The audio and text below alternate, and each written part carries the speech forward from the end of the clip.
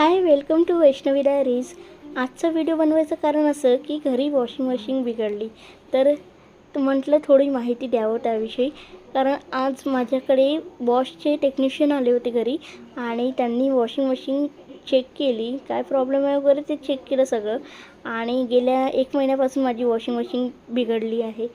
म्हणजे ते आपोआप चालू होते काही घंट्यांनी आणि त्यांनी सगळं चेक केलं, पाण्यामध्ये क्षार आहे का, कुठे कचरा अटकला आहे का, ते क्लीन केलं, तुम्ही बघू शकता व्हिडिओमध्ये।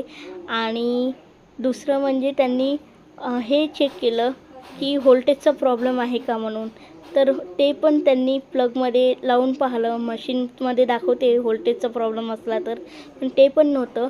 पाण्यामध्ये क्षार आहे, तुम्ही बघू शकता पाण्यामध्ये क्षार आहे, पण पाण्यामुळे खराब नाही झालं, त्या क्षारामुळे खराब नाही झाली मशीन, तर मशीनचा वॉल खराब झाला होता, त्यामुळे मशीन खराब झाली।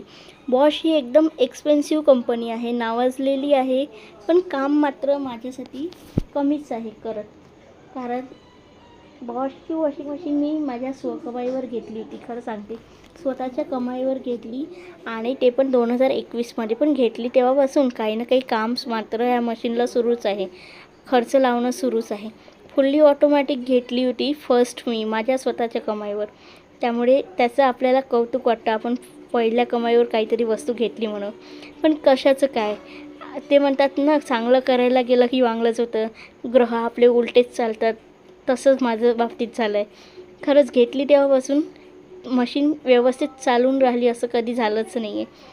वर्ष नाही झालं, महिना नाही झाला की मशीनमध्ये काही ना काही बिघाड आली की लावा फोन, कंपनीवाल्यांना टाका रिक्वेस्ट आणि कंप्लेंट करा आणि त्यांना टेक्निशियनसाठी पाठवा, हेच चालू आहे गेल्या कित्येक वर्षापासून।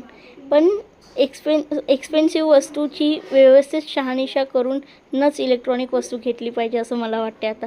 आणि हे जर विकायला गेलं तर 1000-2000 भेटते, फक्त विकता येते। कारण कंडिशन माझ्या मशीनची चांगली आहे, त्यामुळे दुसरी घ्यायची गरज नव्हती। त्यांनी माझा हा प्रॉब्लेम सॉल्व करून देईल। व्हिडिओ आवडला